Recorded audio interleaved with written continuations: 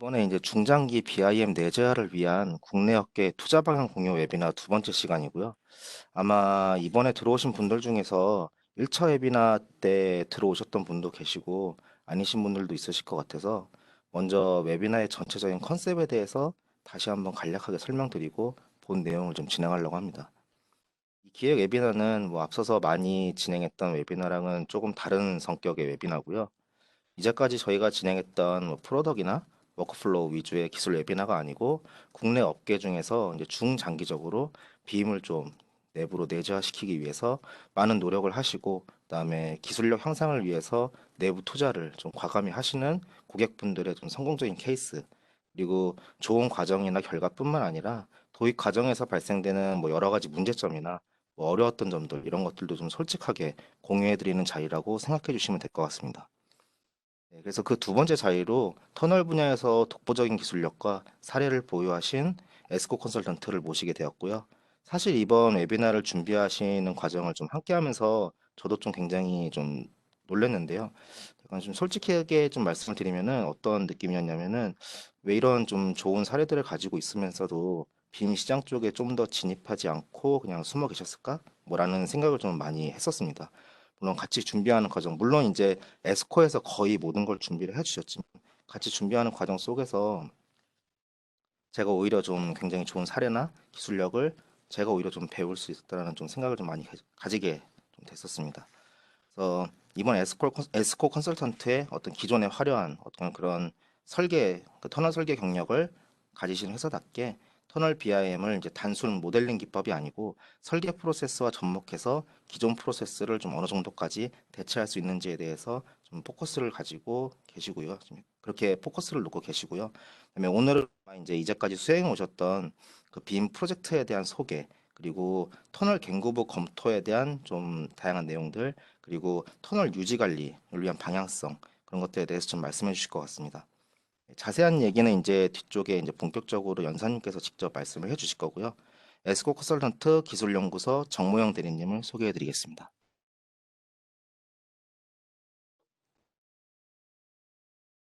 네, 안녕하세요. 저는 에스코 컨설턴트 기술연구소의 정모영 대리입니다. 네, 먼저 이렇게 바쁘신 가운데도 불구하고 이번 웨비나에 참석해 주셔서 감사의 말씀 드립니다.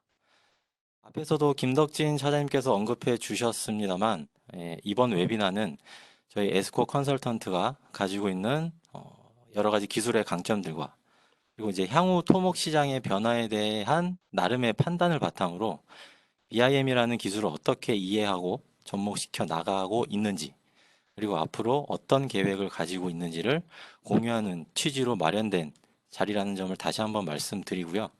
저희 발표는 30분에서 35분 정도 소요될 것 같습니다. 귀하신 시간 내어서 이렇게 시청하시는 만큼 유익한 시간이 될 수 있도록 저희도 최선을 다하겠습니다.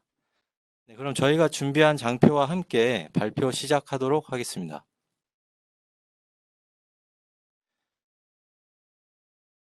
이번에 저희가 말씀드릴 내용은 먼저 에스코 컨설턴트라는 회사는 어떤 회사이고 BIM을 언제부터 어떻게 접목시켜서 프로젝트를 수행해 왔는지 말씀드리고요.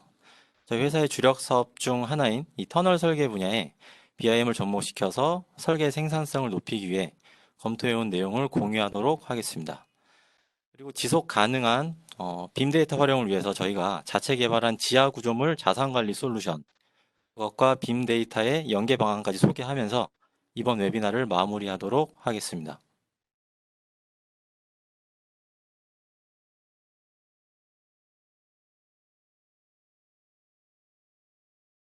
네, 에스코 컨설턴트가 어떤 회사인지 간략하게 소개하고 시작하겠습니다.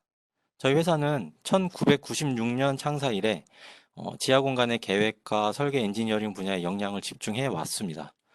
그 기술을 인정받아서 토목 엔지니어링 업계 최초로 2014년도에 국토부 주관의 두뇌 역량 우수 전문 기업으로 선정되었고요.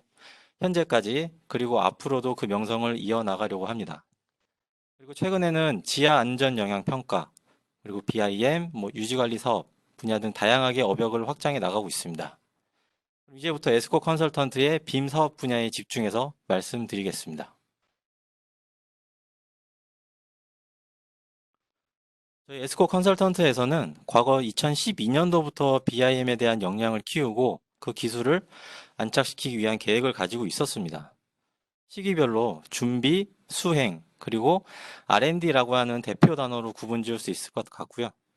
그에 따라 각각의 기간별로 목표 또한 정해 놓고 꾸준하게 BIM에 대한 숙련도를 높여왔습니다.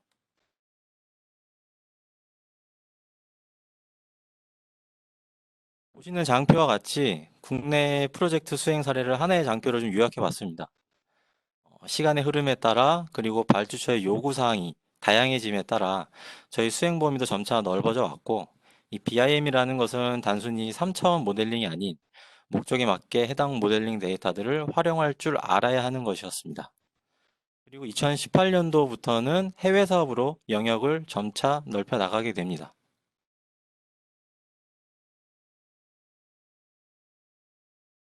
해외 사업 수행 사례에 대해서는 대표적으로 시공 BIM을 수행한 사례를 설명드릴 수 있을 것 같고요. 국내에서도 그렇지만 해외에서도 현재까지는 설계 단계보다는 시공 단계에서 BIM 활용에 대해 더 명확하고 높은 효과를 거둘 수 있을 것이라 판단하고 있는 것 같습니다. 특히 일본에서는 이 명확한 BIM 납품 기준을 가지고 BIM 데이터를 관리, 구조 계산, 비용, 시공 관리, 활용을 위해서 설계 시나 시공시로 나누어 속성 정보를 관리하고 있습니다. 그리고 BIM 모델링을 링크한 엑셀이나 성과품 작성 폴더 구조에 정리해서 납품하게 되어 있습니다. 그리고 이 발주처에서도 BIM 마스터 플랜에 따라 BIM 지침과 요구사항을 가이드하고 있고요. 수행사들의 수행 능력 또한 고려해서 요구사항은 점점 더 디테일해질 예정입니다. 오늘 말씀드릴 사례는 크게 두 개의 프로젝트를 나눠서 설명드리려고 하는데요. 주요 검토사항은 구조물과 철근 및 강제 간섭 체크, 시공 계획의 검토, 그리고 유지관리 점검 시 주요 이슈 항목을 체크하는 등의 요구사항들이 있었습니다. 첫 번째 프로젝트는 2D 교량 설계 시 확인된 이슈들을 BIM으로 전환해서 검증하고 대안을 모색하고자 했던 프로젝트입니다. 도면에서 보시는 것처럼 기존 철도와의 건축 한계가 최소 138mm 이격되는, 그렇게 해서 신설되는 것으로 검토되었는데, BIM 검토를 통해서도 이격되는 수치가 맞는지 검증을 해보고, 그리고 교량 걷어의 압출 공법으로 시공되는 공정 계획이나 시뮬레이션까지 입증을 해보는 것이었습니다. 특히 일본에서는 황적 체크라고 하는 검토 절차가 있습니다. 이 황적 체크는 2D 도면과 3D 모델 데이터를 프린트해서 크로스 체크한 흔적을 그대로 스캔해서 제출하는 검토 단계인데요. 이렇게 보시는 것처럼 교대에서 사전에 감지하지 못한 추가 오차를 발견해서 바로잡기도 했고, 1mm 오차까지 확인하는 굉장히 디테일한 작업이었습니다.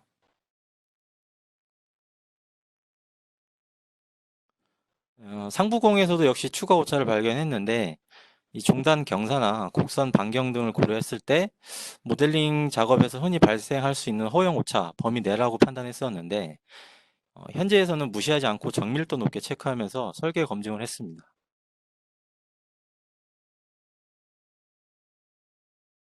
앞에서의 이렇게 3D 작업을 하고 나서 구조물별 모델링을 완료한 다음에 건축 한계와의 최소 이격거리를 검토한 결과입니다.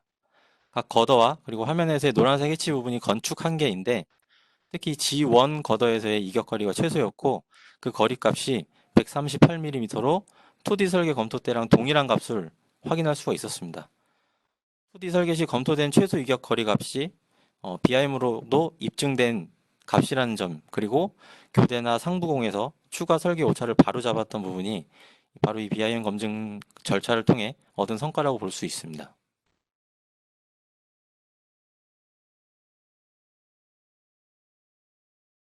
이렇게 검증된 설계 데이터들을 활용해서 시공 시뮬레이션을 진행하는데, 해당 교량의 가설 공법으로는 이렉션 장비를 이용해 걷어를 압출하는 방식으로 계획되었습니다.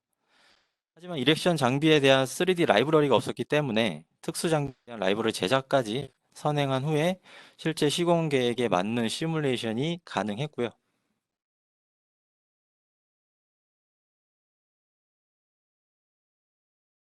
20개월 동안의 각 공정별 공사 계획은 다음과 같이 잡혀 있었지만, 공법에 있어서 분산 방식이 아닌 집중 방식으로 교대 한 곳에서 압출했을 때 계획 공기가 적합한지에 대한 시뮬레이션을 위해서도 다음과 같이 나비의 타임라이너를 활용해서 구조물과 건설 장비를 각 세트를 구성하고 기존에 수립해 놓은 공종별 시공 일정 계획을 매핑했습니다. 각 세트별 공사비 또한 추가하게 되면 공정에 따른 공사비도 산출이 가능하게 됩니다.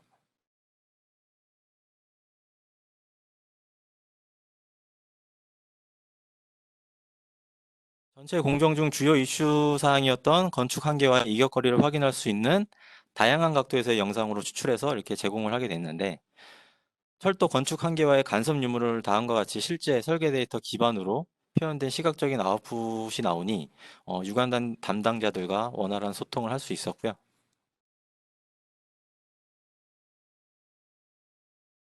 다음은 두 번째 프로젝트 또한 교량은 이제 메인은 이제 교량입니다만, 우측 상단에 보이시는 것처럼 야노강이라고 하는 흐르고 있는 하천 선형을 틀고 거기에 교량이나 신설 도로가 들어설 계획을 가지고 있었던 겁니다. 때문에 하천 개수공사까지 계획에 포함되어 있었고, 마찬가지로 교각 사이에 조그맣게 들어가 있는 저 노란색 해치 부분이 기존 철도에 대한 건축 한계인데, 그것까지 염두에 놓은 계획으로 타당성까지 입증되는 것이 BIM 검토 대상이었습니다.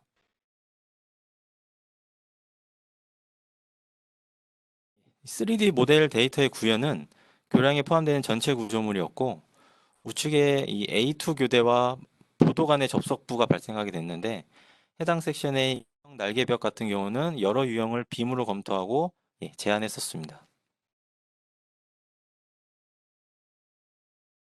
그리고 이 파일 기초와 푸팅을 모델링하면서 가장 염두해야 할 것은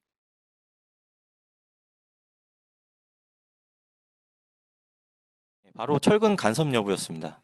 때문에 본체, 기초, 파일부의 모든 철근을 이음부까지 상세 모델링했고요. 나비 속으로 간섭 검토를 하고 필요시에는 엑셀로 아웃풋으로 정리해서 이슈 사항에 대한 논의가 이루어졌습니다.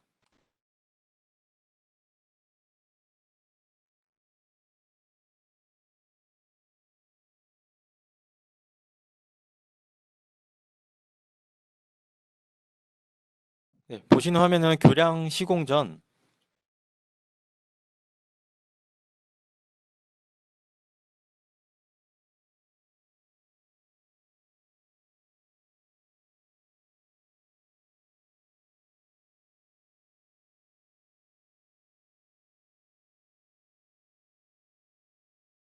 네, 죄송합니다. 슬라이드에 잠깐 오차가 있었습니다.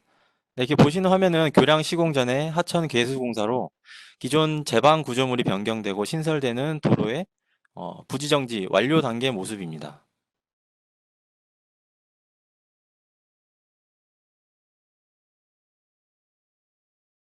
그리고 선의 굴착기와 크롤러 크레인으로 교대나 교각의 하부 파일 기초 시공 시, 그리고 크레인의 반경과 인양 시 건축 한계에 대한 간섭 여부를 모니터링 해야 됐고요.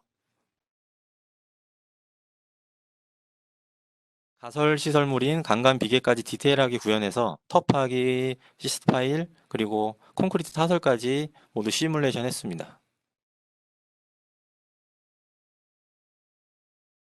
그리고 화면처럼 가설 벤트와 P2 교각 사이의 주형의 인양, 그리고 거치에 있어서 기존 철도의 건축 한계와의 간섭 여부가 주요 검토 사항이었고,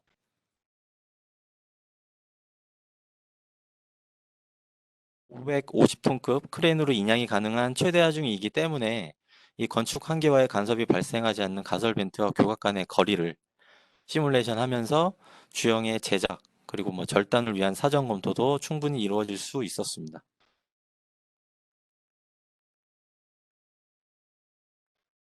마지막으로는 제작장에서 주형 제작이 이루어지고 있는 장면이고, 운반과 인양을 위해 트레일러와 크레인까지 상세 모델링했던 작업 화면입니다.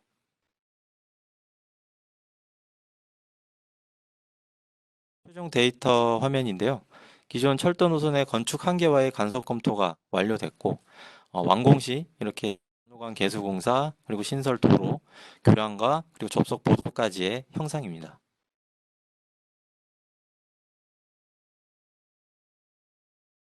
지금까지 저희가 자체적으로 수립했던 BIM의 장기 계획, 그리고 그에 따른 국내외 수행 사례들, 그리고 해외 시공 BIM 프로젝트에서 BIM 검토가 가지는 의미나 기대 효과에 대해 말씀드렸는데요. 다음 장으로 넘어가기 전에 에스코 컨설턴트에서 빔을 왜 하고, 그리고 어떻게 바라보고 있는지에 대한 한 장의 장표를 좀 요약해서 말씀드리고 계속 이어가도록 하겠습니다. 저희가 BIM을 수행하면서 시기적으로는 도입기와 확장기로 구분할 수 있을 것 같습니다. 그 구분은 BIM을 어떻게 정의하느냐로 나눌 수 있을 것 같은데요.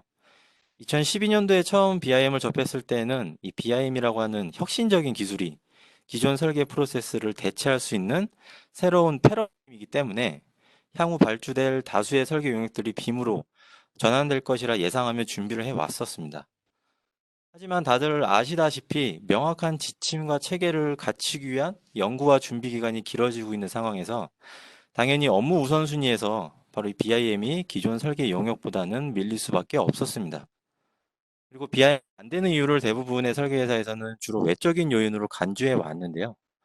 물론 저희 에스코에서도 마찬가지의 고민과 애로사항이 있었던 것은 분명합니다만 그보다는 좀 더 거시적 건설이나 토목 시장 전체를 놓고 향후를 내다보면서 어떻게 변화할 것인가를 내부적으로 끊임없이 고민해 왔고, 이 건설 정보라고 하는 거대한 빅데이터를 통합해서 설계나 시공, 그리고 유지 관리에까지 어느 한 분야에 국한되지 않고 서비스를 제공할 줄 아는 설계사로 진화하는 것이 경쟁력을 가질 수 있겠다고 판단을 했습니다.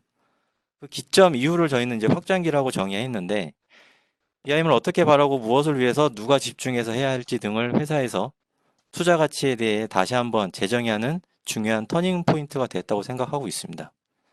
때문에 회사 차원에서 지치지 않고 투자하면서 다양한 경험을 통해 BIM 숙련도도 꾸준히 향상시켰고, 그리고 R&D 사업을 통해서도 빔 데이터를 활용한 구조물 유지 관리 방안도 마련해 놓은 상태입니다.